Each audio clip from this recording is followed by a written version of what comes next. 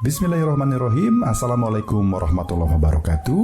Haturan kasugri pamirsa, sampurasun wargi-wargi sadaya. Kasugri pamirsa, mitra katresna dongeng Sunda Kang Gilang nu kajumantarakeun tur kapidangkeun di channel YouTube Kamemet Urang Sadaya. Alhamdulillahirabbil alamin, di dalasan ayeuna Kang Gilang tiasa tepang dangu deui sareng kasugri pamirsa.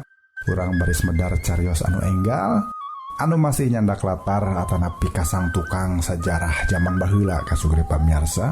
Sapertos biasa ieu carios teh ditulis ku Pak Aan Merdeka Permana, anu bukuna diterbitkeun ku Putra Pajajaran Mandiri. Naon carios anu baris dipedar dinten ayeuna dugi karengse kasugri, urang baris ngahanca hiji carita anu judulna nyaeta Kian Santang Jaya Antea. Mangga kasugri pamirsa, urang sami-sami Bandungan ye carios karyaan Merdeka Permana dina judul Kian Santang Jaya Antea. Wilujeng ngadangukeun Waluya Dongeng Sunda.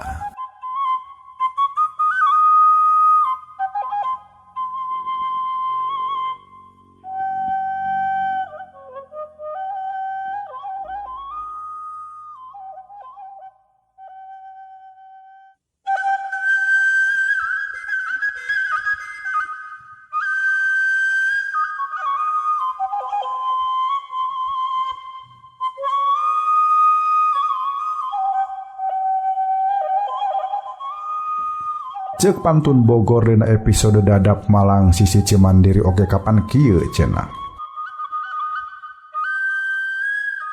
Mengpeung musuh eukeureureuk, mengpeung poek sakuriling bungking. Gewat gera nyingkah tuturkeun batur urang ngidul metan. Gera nyingkah ulah dina nangkoan kaula. Harewos deui teh anu poek. Ari dia deka mana dia rakean? Cek rakean harewos bari sabari mundur. Kula mah dek nanggoan braina beurang, dek nyang hareupan hudangna musuh, supaya di mana beurang geus caang deui, dia duaan geus jarauh ti pangdileuna. Harewos nembal tinu poek harewos soranyi putri. Rakean, mending nyingkah tiluan, sabab musuh lain lalayanan saurang.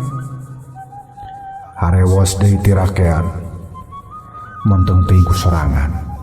Isukan mah musuh teh lain pitandingan urang tiluan, tapi memeh kula ninggalkeun kalang musuh deuk diawut-awut heula, supaya dia duaan bisa jauh hese susuleun.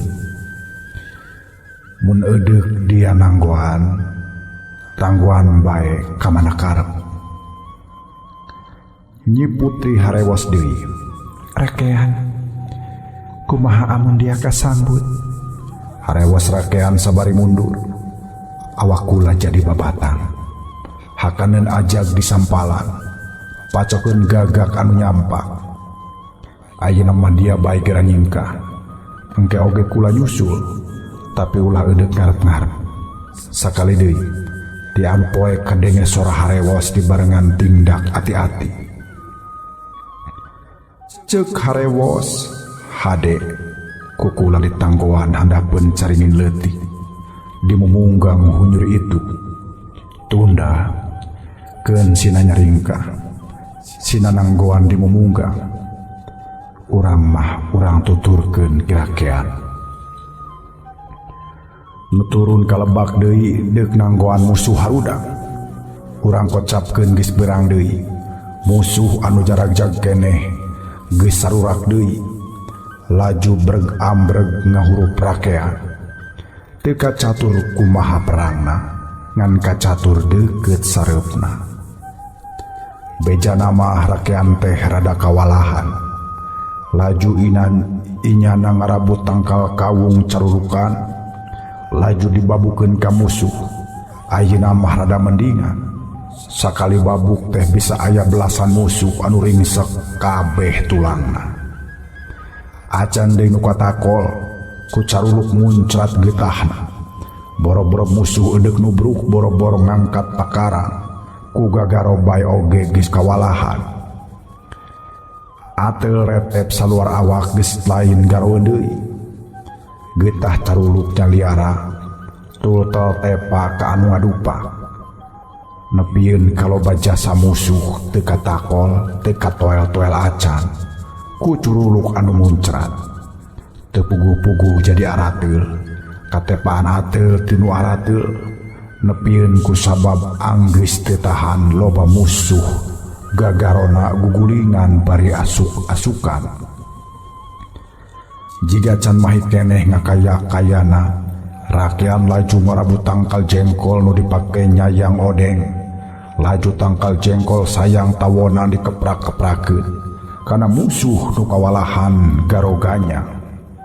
Nya karuhan loba musuh nu teu tahan, nya karuhan loba jasa nu marodar. Nepieun tina musuh nu ratusan ngan kari belasan anu hirup. Tidinya reup berang ganti peuting rakean keluar kalang. Anggeus kalangna di balai pitulangeun, anggeus taneuna kasiram heula ku getih musuh nu kasambut. Gunung Gadung nu kiwari aya keneh.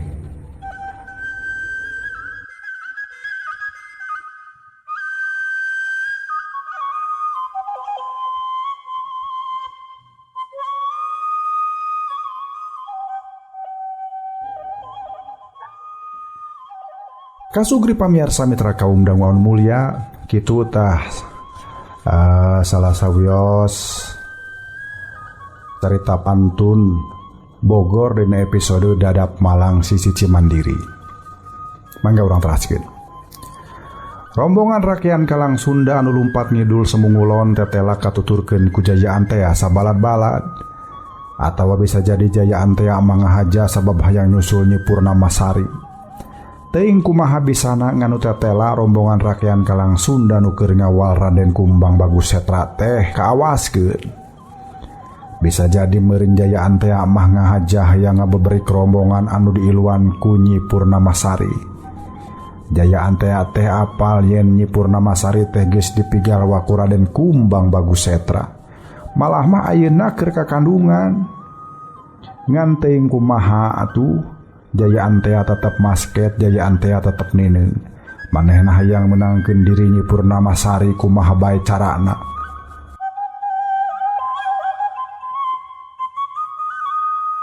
Teuing kumaha bisana nganu tetela rombongan rakyat Kalang Sunda nu keur ngawal Raden Kumbang Bagusetra teh kaawaskeun. Bisa jadi meureun Jayaan teh mah ngajah hayang ngababari rombongan anu diiluan ku Nyi Purnamasari. Jayaan teh apal yen Nyi Purnamasari teh geus dipigarwa ku Raden Kumbang Bagusetra. Malah mah ayeuna keur kakandungan ngan teuing kumaha atuh. Jayaan teh tetep masket, Jayaan teh tetep nineung. Manehna hayang menangkeun diri Nyi Purnamasari kumaha bae carana. Meureun lamun ceuk carita dina wawayangan mah Jayaan teh hayang nempatkeun diri salaku Rahwana atawa Prabu Dasamuka. Sanajan Dewi Sinta geus kapemilih ku Sri Rama tapi manehna kumeukeuh hayang menangkeun Dewi Sinta. Rahwana dibelaan nyulik Dewi Sinta sangkan daek dipigarwa ku manehna.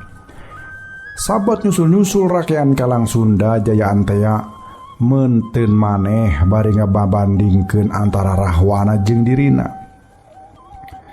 Pajah antara manehna jeung Rahwana teh aya sarwana tapi oge aya bedana. Anu sarwana yen sanajan Rahwana geus ngiwat Dewi Sinta, tapi raga Dewi Sinta henteu diganggu, henteu dikoromeo, henteu diruda paksa. Dewi Sinta kasucianana tetep kajamin. Ari anu jadi marga lantaran sabab Rahwana hayang rasa cinta antara dirina jeung Dewi Sinta ngarupakeun cinta anu suci. Itu mere ieu mikeun kalawan haten wening. Tah eta cenah sasarwaanana antara Jayaan teh jeung Rahwana dina hayang menangkeun bebelahan hatena teh. Ari anu ngabedakeunana Jayaan teh mah embung cuculik, embung papaok, malah pamali ngarebut pamajikan batur. Lamun mah Nyi Purnamasari bisa kapemiliknya, kapemilikna sabada Nyi Purnamasari geus jadi randa. Kumaha carana sangkan bebelahan hatena jadi randa eta geus kapikiran. Jigana Jayantea leuwih sumanget ngudag-ngudag Nyi Purnamasari tibatan nyusud tapak ka mana leosna raja mah. Jeung kusabab rakean Kalang Sunda lempangna teu weleh pangtukangna. Ngajauhan anu keur dikawal atuh dina hiji waktu mah manehna teh kasusul ku aleutan balad Banten anu dipimpin ku Jayantea.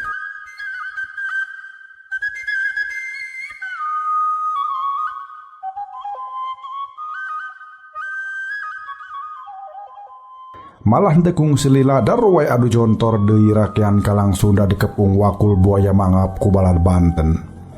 Jayantea mah ukur diuk sila tutug dina batu anu ngadungkuk sagede tonggong munding.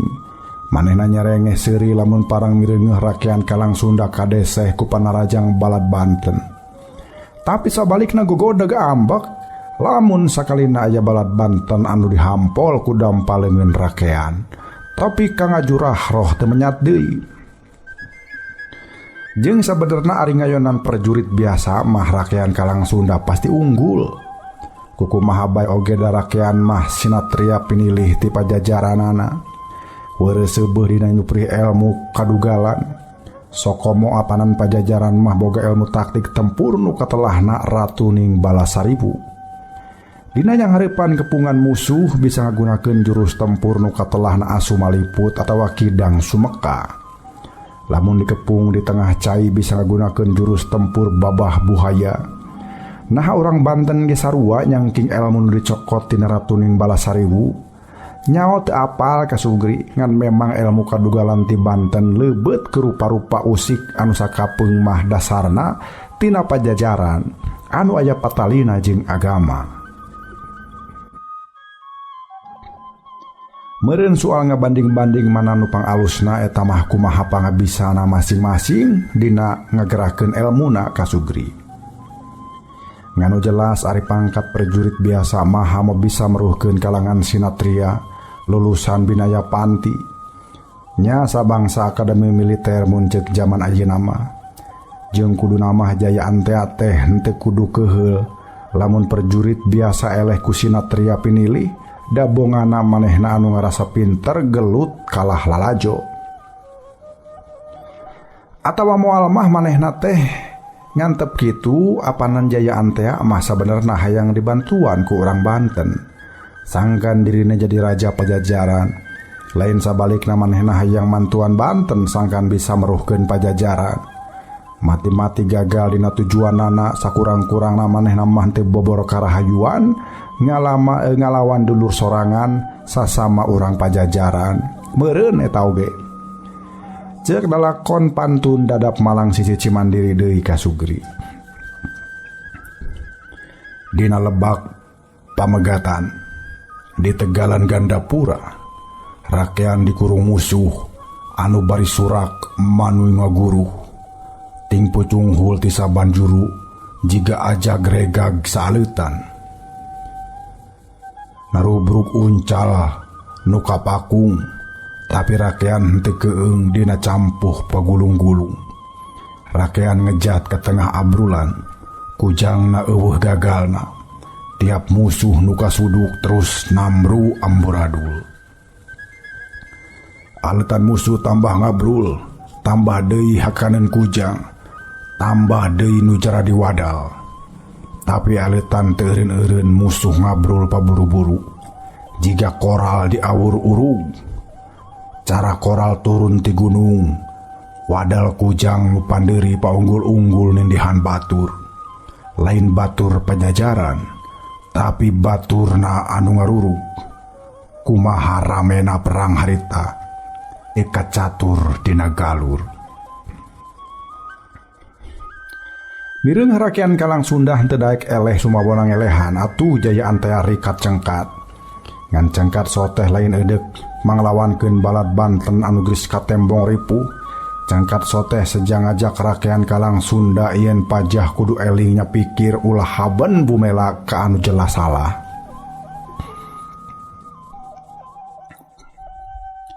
Nya cek pamanggih Jaya Antea gitu sote. Rakyat, menggeus ulah perang deui. Sabenerna kaula nyaah ka sia. Kaula embung neuleus sia beuki ngajauhan bebeneran hirup. Cek Jaya Antea. Rakyat kalang Sunda henteu nembalan kajaba nulak cangkeng. Nulak cangkeng nyapedah lege, nyapedah capek, dan cangkeng asa nyeri. Nyapungguh we nyararida balas awak pupurilitan nyingkahan panarajang pakarang musuh. Sia kudu insap, ulah aban ngabelaan jalma anu muja mata poe. Cek Jaya Antea. Rakyat kalang Sunda masih nulak cangkeng. Sok heula mending ke diuk tah dina batu harebeun kaula. Kaula apal sia teh capek ti isuk kudu galungan ngalawan balad Banten anu sakilobana. Cek Jaya Antea. Ratus-ratus balad Banten ronghok sabadogna. Ngurilingan eta tempat ngan kusabab Jaya Antea nitah rakean kalang Sunda diuk. Balad Banten ge teu maksakeun hayang narajang ongkoh da maranehna ge sabenerna mah gimir deui. Jaya Antea jeung rakean kalang Sunda diuk papahareup ngan misah tempat. Nu hiji diuk dina tonggong batu anu kenca, nu hiji deui mah deui katuhu. Sabar-baraha kedapan mah diuk pahaneng-heneng. Balad Banten tetep ronghok ngan teu obah-obah. Sok rakean kudu mikir ti ayeuna. Engke mah bisi kaduhung di akhir. Sabab engke mendunya kiamah heug masih teu anut kana wejangan Nabi jeung Syekh. Di mana paeh bakal diloloh wedang timah anu ngagolak. Tah kitu eceuk tuan Syekh nu di Arab ge. Omong Jaya Antea. Nah make nasian teu percaya. Teu percaya. Tembal rakean kalang Sunda. Sia bakal cilaka lamun anutan kajalma anu nyembah batu jeung kayu. Pajajaran bakal tumpur. Rakyatna bakal kalaparan eueuh tumbalna deuleu. Rakean kalang Sunda balem. Tumbal nagara sangkan henteu lebur. Raja kudu disunatan. Jeung somah sakabehna kudu ngucap mantra. Mantra bawa ti Arab lain mantra bogana Pajajaran. Lain anu ngagunakeun basa Pajajaran. Cek Jaya Antea. Cek kaula mah mantra nu mawa kahadean sanajan anu mana bae oge tetep hade. Buktina Raja Pajajaran bisa mikir wijaksana. Teu bedogong teu hirup sakama-kama kumaha dirina. Nyaah ka rakyat tur nitah rakyat boga paripolah. Nya paripolah bener. Etapan ladang mantra ti Pajajaran. Cek rakean kalang Sunda. Nya kaula ngaku mantra kahadean ti mana bae hade. Tah lamun ceuk sia oge kitu, nah atuh sia teu milih mantra ti Nabi jeung ti Syekh anu jelas jauh leuwih kumplit kasup tata cara dina muja ka Gusti Nu Maha Kawasa. Heueuh, aloh ceuk kaula mah. Omong Jaya Antea. Ceuk lalakon pantun dadap malang sisi Cimandiri deui ka Sugri. Ceuk Jaya Antea. Rakean kaula datang lain eudeuh nangtang perang. Tapi ngajak dia hirup dina zaman anu anyar. Abeh di mana dia jaga. Anggeus bae hirup deui. Ngeunah-ngeunah dipiri ku bidadari nu gareulis. Ceuk rakean. Kaula teu butuh ka bidadari. Montong teuing engke dipaeh ayeuna oge dieukeur hirup. Pieun kaula sorangan oge geus sakitu susah payahna.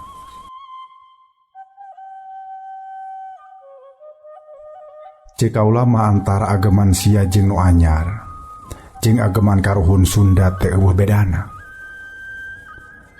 Tah, nah atuh lamun eueuh bedana mah sia bet mumul pindah agama.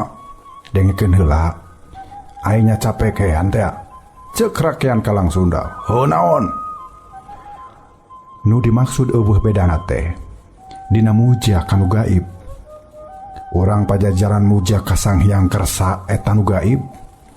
hiji kekuatan anu teka deule tapi teka rasa. Tah agama andika ayeuna sarua papada nyembah nu gaib. Aya hiji kekuatan tapi teka deule nya ceuk sia mah Allah disebutna. Jadi eueuh bedana. Kajaba mun sia nuduhkeun di mana Allah cicingna jeung kumaha rupana. Kakara eta onjoy ti agama Sunda. Kaula ge moal hese bakal laju pindah. Ceuk rakean kalang Sunda. Eueuh kasapukan dina ieu paguneman kasugri, malah harita keneh rakean kalang Sunda nangtung tina diukna tur eudeup ngajenggat indit. Mireungeuh kitu balad Banten anu samakta ku pakarang seukeut geus tatan-tatan eudeup ngahalangan. Jaya ante oge ajeg nangtungan bae manehna laju nyarek balad Banten. Keun bae montong dihalang-halang ayeuna. Ongko ieu geus deukeut ka magrib. Geus waktuna urang leureum. Ceuk Jaya Antea. Kumaha lamun mangkluk ieu teh kabur Antea? Ceuk balad Banten. Ah, da moal ka mana jigna? Da moal ka saha jugna? Tangtu bakal kapanggih laratanana. Satungtung ieu umat mumul eling tina kasalahanana dina milih jalan hirup. Kurang moal burung ku kuntit. Ceuk Jaya Antea. Atuh ari geus kitu mah rakean kalang Sunda ninggalkeun eta tempat ngan kituna teh bari tetep moal nyusul rombongan anu dihareup. Sabab lamun kitu sarua we jeung jadi tuduh jalan keur musuh. Sabab kukumaha bae oge nu kudu diaping kasalametan mah nya kula warga raja. Rakean kalang Sunda apal yen Jaya Antea katut balad-baladna Banten teh bakal nyusul-nyusul kula wedet raja. Itu sababna rakean kalang Sunda kudu jadi bebenteng malar panarajang balad Banten nu diaping ku Jaya Antea ulah tepikeun ka bisa nyusul-nyusul. Aya kapikir ku manehna pikeun ngalirkeun anu nyusul rakean kalang Sunda eudek lumpat ka tempat sejen anu beda jeung lumpatna Raden Kumbang Bagusetra. Ngan bae dipikir deui yen lamun kula wadet raja ditinggalkeun hartina moal kakawal kasalametanana. Kapan kilengser geges omat-omatan yen rakean kalang Sunda ulah jauh ti anu keur dikawalna.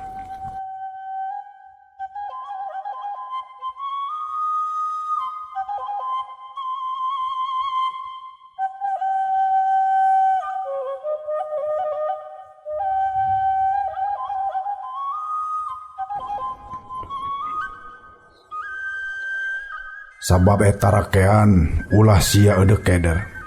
Amun pae di pangperangan perang bela ka nagara. Najan ngaran sia dileungitkeun. Di buritna moal sia jadi jurig. Sabab sia mah kapapancenan nganyam carita saban zaman numbu catur kena waktu.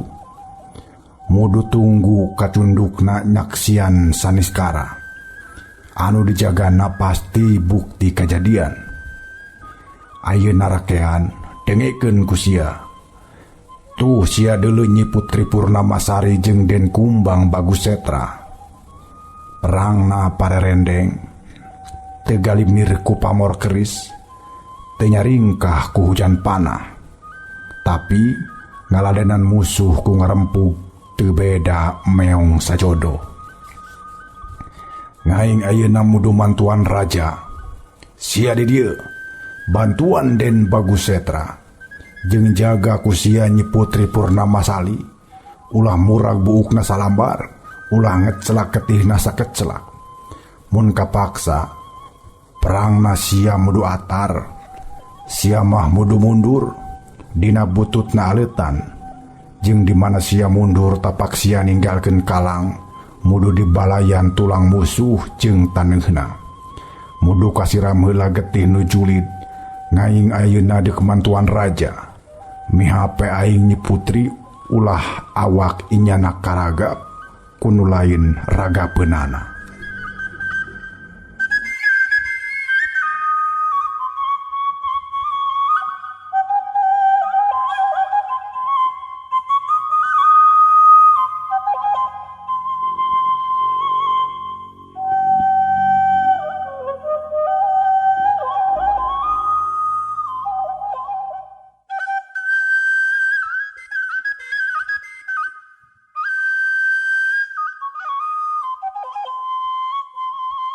Kasugi pamiarsa mitra kaum dangu anu mulia, urang cekapkeun dugi ka dieu heula pedaran acara dongeng Sunda anu judulna Kian Santang Jaya Antea karya Aan Merdeka Permana.